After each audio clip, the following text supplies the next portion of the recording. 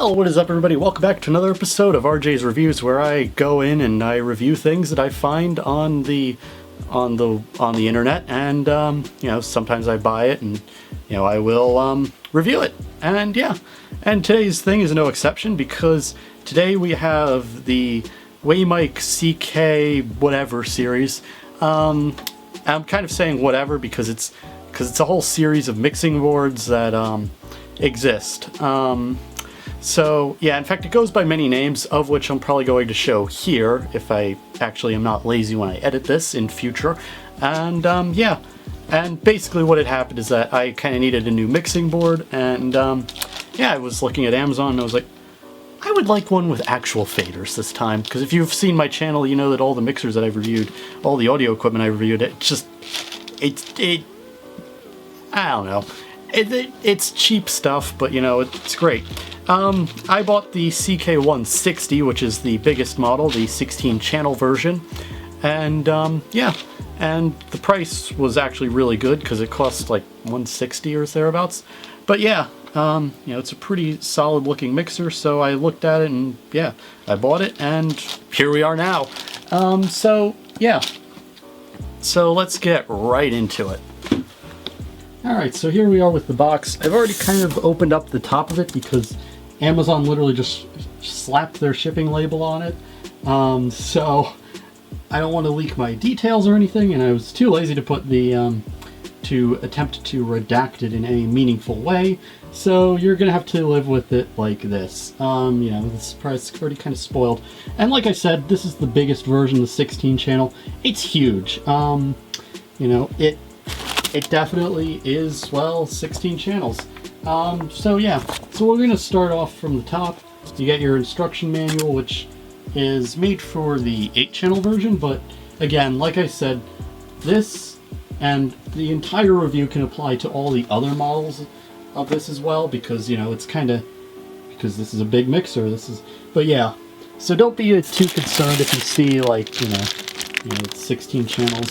They all have the same features. In fact, some of them have it. Some of them are the exact same mixer, but they just changed the branding on it, and they just, they have, some things have been placed, like you might find the USB and Bluetooth receiver somewhere completely different. You might see the things in different places. Continuing on, you get this bag that I already kind of unboxed and is now glued to the thing, and you get your little power supply with it. And you get this, and this power supply has a ring around it because you kind of want to secure it. A lot of people, when I read the reviews for this initially, because sometimes I do my reviews based on the reviews of others a little bit, and some people complained that that this ring, it got damaged in shipping, and this ring kind of came damaged. Luckily mine didn't, but if you did, I think it wouldn't be too hard to just take pliers and just straighten it out. And and with that, you finally get to the mixer. You don't get a USB cable because, I don't know, I guess they didn't know that this thing could probably support USB, nor could anyone really figure it out. But let's get it out of the phone. And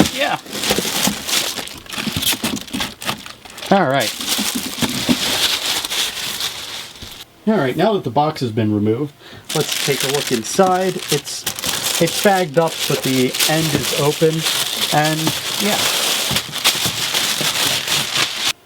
Alright, so here we are with the actual thing itself. This is a pretty nice mixing board. First impressions. I'm not sure how to... I quite like how the big thing that drew me to this was the faders. In fact, I think that's what draws many people to mixers like this. They feel okay. They feel a bit. They don't feel as free flowing as I was initially thinking. They should kind of be. They don't feel as slidey as some of the other faders I've dealt with. That's the big problem I've had. With the mixers that I've had with like one fader. I'm a bit concerned as to why it comes out of the box with everything pegged to +10. I guess the people who make this really love the idea of clipping. Me, not so much. I tend to run my channels like right around here, right at this U line as they call it. It's really considered the -0 line, but yeah, otherwise it's a pretty nice mixer, you know, considering the price already. But yeah, so let's do a bit of a tour. Alright, so starting off at the bottom and the back, nothing to really see here. You got your power switch to this left side, and a thing that says use power supply. I mean, like, what else are you going to use? Batteries? Solar? I don't know. And then you got your power supply input here. It's a 3-prong thing, kind of like we saw a bit earlier. Bit of a guide about how XLR outputs and inputs work. And yeah, and then a big cooling vent for the one big PCB that is this mixer. And if we go all the way over here, you get stuff about high voltage. Unfortunately, this is kind of flipped right now. So yeah. Alright, so I have to kind of tilt it a bit so you could actually see an individual channel because, you know, it's such a huge mixer. I had to make it sideways. I'm probably going to unsideways it in post. Yeah, just a little thing to make note of. So if we look at it, we've got ourselves the fader, which is an oddly a red color, which is weird because usually on most mixers, as you may have saw, you know, the masters would usually be kind of the red ones and everyone else would just be, you know, the gray and blacks like you see at the effects and master of this one. If we look a bit further, you could get to your standard pan knob, which will be really useful for stuff that should be on a stereo audio channel, because this has no stereo audio channels whatsoever. There's the effects knobs, which goes to the DSP, which we will take a look at as well later. Looks like it's got a delay and repeat that we have to just configure by ourselves. And yeah, there's our auxiliary out, so this way if we have external audio effects, like if I were to plug this back into my Behringer so I could still get the same effects DSP as the Behringer, you know, you can get stuff like that. Then you've got your frequency cutoffs. Again, I don't know why the hell they pegged it, but you know, but typically you'd want it to be around here, so it's all in the middle, but you know, we'll keep it as they said in the past. And then at the top, finally, you got your gain, and then you've got your mic and XLR inputs, which are actually, you know, your line input and your mic input. And there you go. Alright, moving over to the right side, you have your main outputs, which are separate, so you could probably do some pretty interesting things with these two faders. You also get your power, and if you have any PFL channels enabled, or if you're listening through the auxiliary channel, you can actually you can listen to it before you send it off to master, and it'll also affect the slate as well.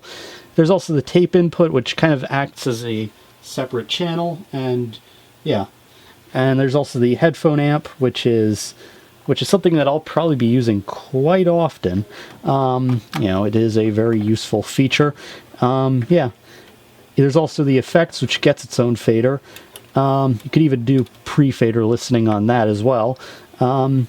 It has a pan feature, so this way if you only want like one side to have effects, that would actually be really cool to sound. You get your repeat and your delay. Now, because we haven't powered this thing up yet, I don't know if it has.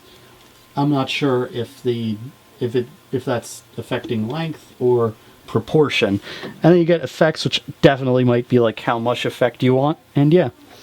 And then you get over here your level meters. Kind of forgot about that. And yeah, it goes from -24 to 11 decibels, which is a pretty okayish range. You know, it is a range after all. And yeah, it's a great. It's 10 segments, so you have you got a lot of resolution. You got a lot of things. It looks cool from my standpoint. You also get your phantom preamp. This turns on phantom preamp for all the XLR outputs, and yeah. And finally, you get to the actual USB end of things. Now, this is, in fact, I'll kind of talk about this and touch on it in a moment. But if you remember a while back, in fact, while I'm undoing this protective film from packaging, I guess I'll kind of give you a bit of a thing about these. So this USB thing is actually very similar to another mixer I reviewed, which was made by Pyle, which is kind of a known brand here in America, as also a relatively cheap. We make relatively cheap items. There's our output. There, now we got dust on it. Great. But anyways, Pyle, they put in a USB driver chip from a company called Jai Lee, which is kind of, they're well known for their Bluetooth receivers, and this one probably has it as well. So the thing they always advertise about this one is that it can record to, play from flash drives, and connect to Bluetooth. I have a hunch that this thing can connect to a computer as well. And in fact, I think they advertised it, but they didn't throw in the cable, which is kind of not really good. And yeah, it also has its own separate level, which is weird. And yeah, but yeah. Now, one final bit about this is that it has this 2 main and 2 channel 15 and 16 button on it. Now, it's very weird because it goes to all the same place by, if you think about it, where does channel 15 and 16 go? The main output. And where does main go? Well, to main, obviously. The only thing that's really would make it actually useful is the fact that you could probably do pre-fader listening and just tell it to send that to the headphone outs. And yeah. That's what I think they were intending for it, so this way you could control the output going to 15 and 16. You could control it as if it were a channel, but if you needed to use 15 and 16 for anything, you could switch it off to main, kind of how it is now, and not have to worry about that. But anyways, so yeah, let's get it all hooked up and get on with the show.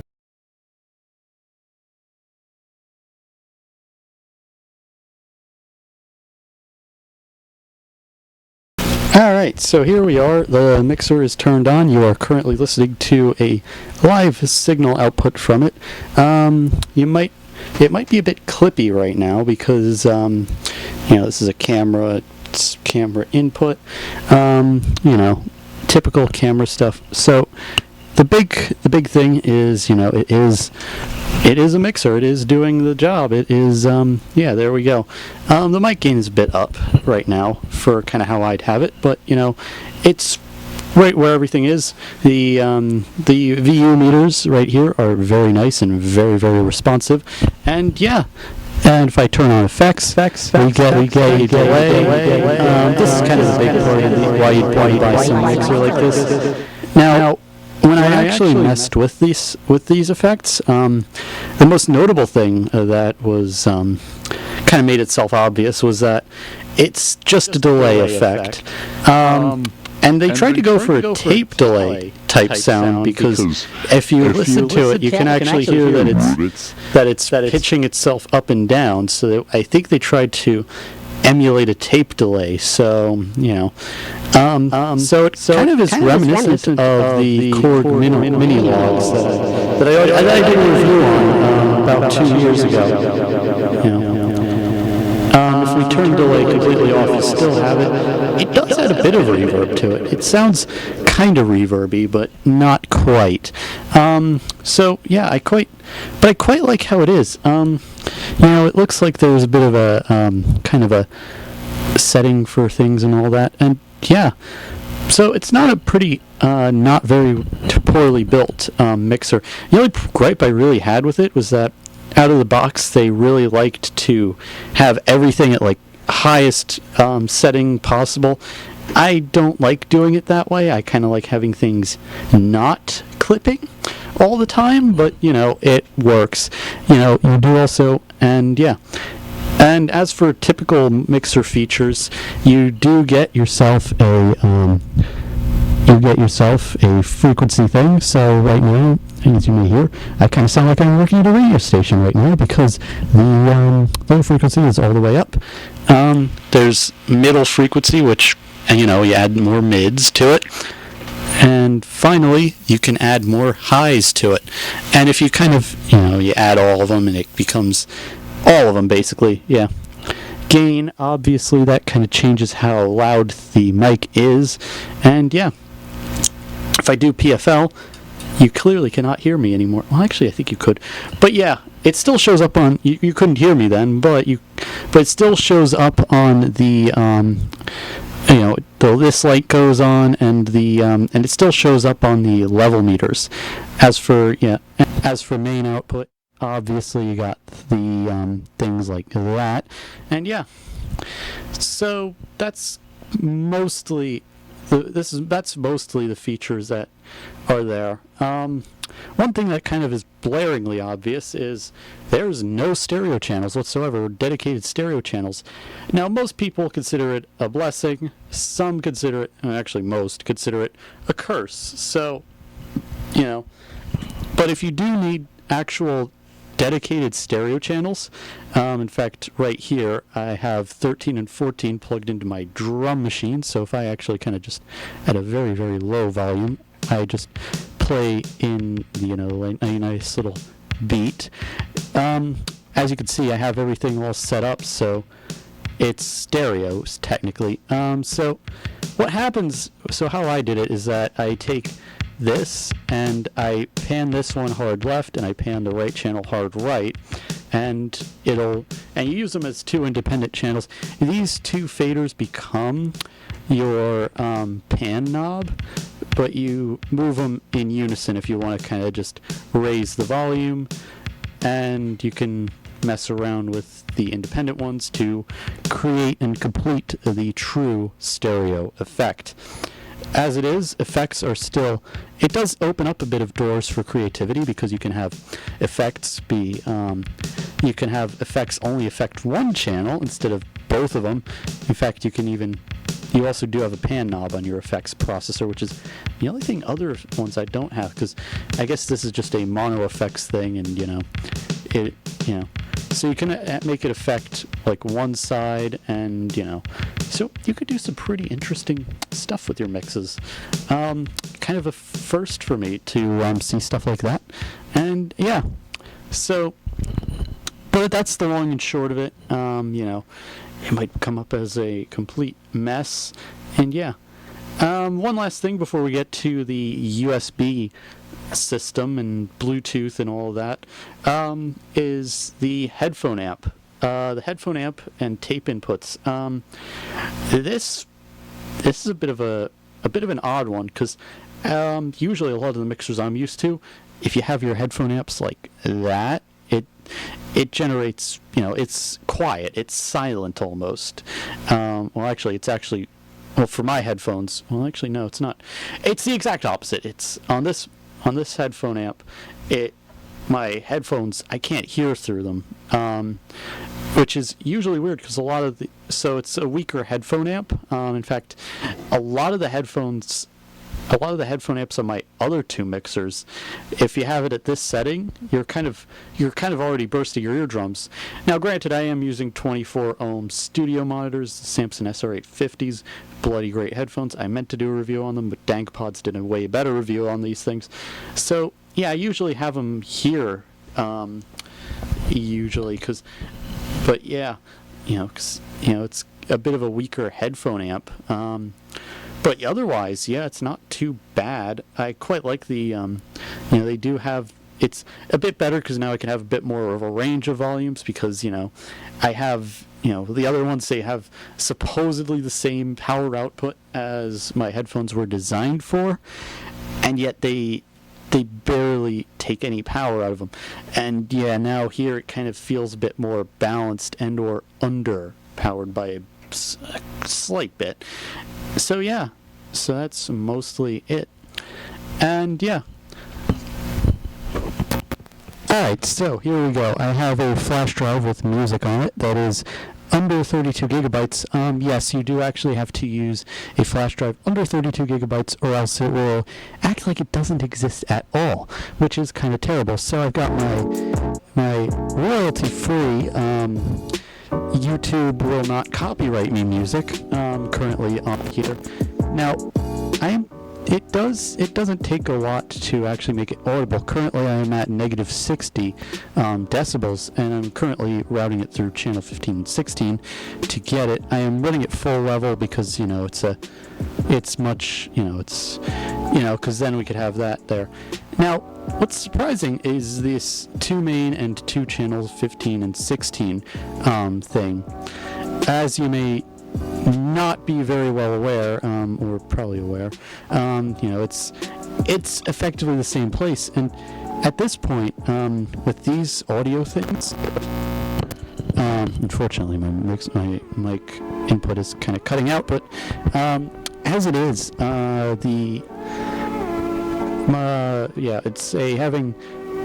if you use, it has like 3 different volume knobs on it is the funny bit. The actual audio chip on this has its own volume knob, and the way you do that is by using the up and down things, so you can kind of hear it going up in volume. It goes from a scale of 0 to 30. A lot of the mixers I've used use a similar audio chip from the same company, actually, and the only difference between this one and the other one was that this one has a different front end that is a bit more different, and it's a bit weird how they do it, because you use the up key to turn the volume down and you use the down key to go up. It's weird. I don't know why it's like that, but it is. Also, the skip back and skip forward, I think they're not completely useless, but they are, but they're there. They exist. It's a bit touchy when it comes to doing that. And then there's their second volume knob, which is just MP3 level. And now it ends here if you just select 2 main mics. In fact, I'm going to do that right now. And it basically becomes its own channel. In fact, I think it does not become part of the tape outputs. But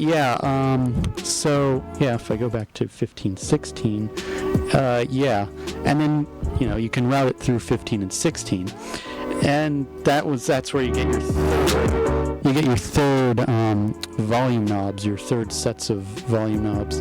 Again, you'd be better off applying them in a way where it's a stereo channel, because remember, it's 15/16, so make sure when you do the pan, you do left side one, right side another, and it'll work just great. And if you want to kind of keep this as background music, you kind of want to have this at like very low.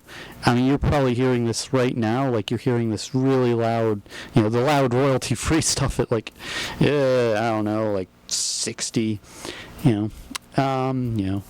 It can play back the audio tracks of MP4s, I think, because I think when I was skimming through my flash drive and looking through it,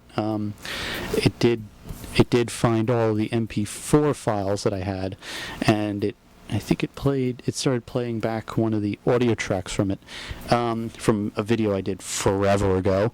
And as it is, effects still affect it, as is obvious. It's all there really is for this USB thing.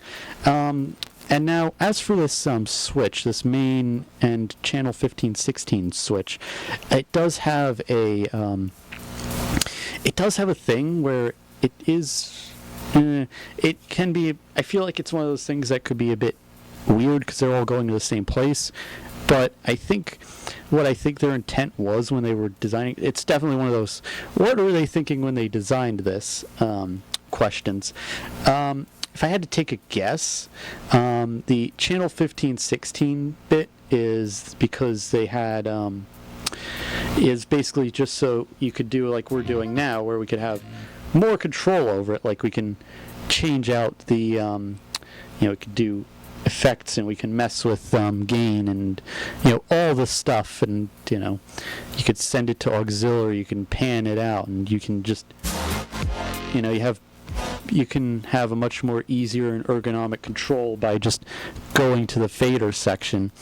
And more importantly, you can you could do it with a PFL mode, meaning that I can cut the audio to here and not hear it through my headphones, but you guys won't hear it at all because it is through, because it's playing through, it's playing through the control room and headphone outputs.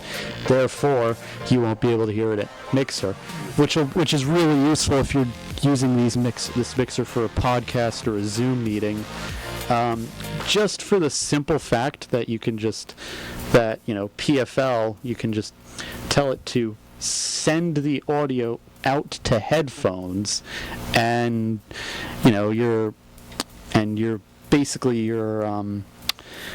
it would basically send out your audio through it would send it through your headphones, which would would allow you to listen and put your mic into it, and have your mic go through this as it is through main, obviously, and your mic will effectively will go through, but it won't cause a feedback loop, which was an issue I had on a lot of other mixers with this exact sound chip. So yeah, it's an okay solution. It's not really the greatest if you use up all the channels instantly. I know that's probably going to be a bit of a point of contention for me, because the reason I bought this mixer is because I really do need more channels for stuff that I'm getting into in the future. So, yeah, so that's the USB thing done and over with. Let's just test a feature that they didn't advertise, it didn't prepare for at all whatsoever, and that is USB recording and playback, which is the whole thing of why I went over the bit about PFL and all the stuff for that. So yeah, let's go into that. Now, one thing I forgot to mention was that there is a recording mode with the USB thing. You are currently listening to that right now. It is a kind of useful feature. It lets you listen back to your stuff that you record, and you can make a recording right then and there onto a flash drive already pre-mixed. But I feel like it wouldn't be the greatest because, it's a thing, I'll say. It doesn't give you the amount of control you'd have if you were to do it with studio stuff and in a DAW or anything. But if you were to do some little doodles and oodles with a sample or some kind of synthesizer or something, it wouldn't be a bad thing for on the fly. So yeah. Alright, so here's the final part, which is the Bluetooth. It just shows up as BT speaker on most phones. In fact, and connecting to it, simple as it gets, you're already connected. So yeah, if I pull up a similar royalty-free thing on YouTube and kind of get past advertisements, there we go. So here we are with some royalty-free-ish music. Should be audio from it. And yeah, there it is. Now this is kind of our first, so there's our Bluetooth thing. First selection of royalty-free. I know it's kind of weird, but yeah, there's our audio. It's playing audio through Bluetooth. It's kind of reasonable when it comes to Bluetooth quality. Alright, now one feature that they didn't really talk about was I think they kind of marketed, but they never really included it or prepared the mixer for it at all, is the fact that you could connect it to a PC. Now, this mixer has support for PC, and as it is, if you look right now, you can actually see it's connected to it. It also has a battery icon, which means that it probably knows that what you're connecting to is probably a laptop. In fact, if I try it and watch the battery kind of wear down and watch it go down, you can actually, I guess you could kind of see it do battery things. But yeah, it lets you play with it through audio. And I think if I pull up Audacity, yeah, we might even be able to get a recording out of it, which would be really cool. And you can actually, and I could go in and use that as, and I could probably even go ahead and play music from my computer through it. So if I do that, let me just do audio setup, because it's my first time doing it like this. Yeah, it shows up as a Jiley BR21, which checks out because Jiley is a pretty well-known manufacturer for chips like this, and they always try and sandwich these exact features into all the chips they make for mixing boards. So yeah, so right now I have Chill Bay loaded up in Audacity, and if I play it back, it plays it back through the computer, which is kind of weird, but if I go in and set devices and, yeah, there we go, analog out, you could actually hear it through the mixer yet again. Now, in this case, I am playing it on a Linux box, so if it supports Linux, it supports anything at this point. And so, yeah, if I kind of shut myself up a bit, you could hear it. So yeah, there's our audio. This is high gain. This is the high gain version of it. And if I just go into modes where it sounds quiet, there we go. So yeah, it does support computer stuff. It's not very well advertised, nor is it even mentioned, or nor do they even prepare it for this. So I did have to. Luckily I have a mixer that's configured similarly to this, where it actually came with the appropriate cable. But if you do, you're going to need a USB-A. You're going to need I think it's a USB-A male cable to yet another USB-A male cable. They're kind of a rare find because USB is not engineered to do stuff like that, but it happens, I guess. So yeah, if you're lucky enough to have a laptop with a USB Type-C connector, you won't need a dongle to operate it, because all you got to do is you just got to take your USB cable and plug it into your computer, and you've got sound going through your mixing board, which could be a plus for modern laptops, and I guess that's why they're not including it, because laptops are different, and you could even plug in your phone through it, and hell, probably just charge it and get audio through it. I'm not sure if it has any power though to actually charge the phone, but it'll probably have enough power to let you use it as a peripheral. So yeah, it's a pretty cool little feature. Very well featured mixer, and yeah. Alright, so currently I have a bit of a screen recording going on my computer here, and I'm just using this Audacity window open as a bit of an example. So actually, it's not quite bad. It looks like the VU meters kind of match up with the Audacity level meter, which is good enough, I guess. So if worst comes to worst, you can use this to get recording on your computer, which is really great. If your computer supports Bluetooth, honestly, you might not even need the USB cable, because you could just probably use Bluetooth, because 50% chance you're probably going to be using it for music or getting stuff streamed, and it will. And yeah, it'll just be good for that. So yeah.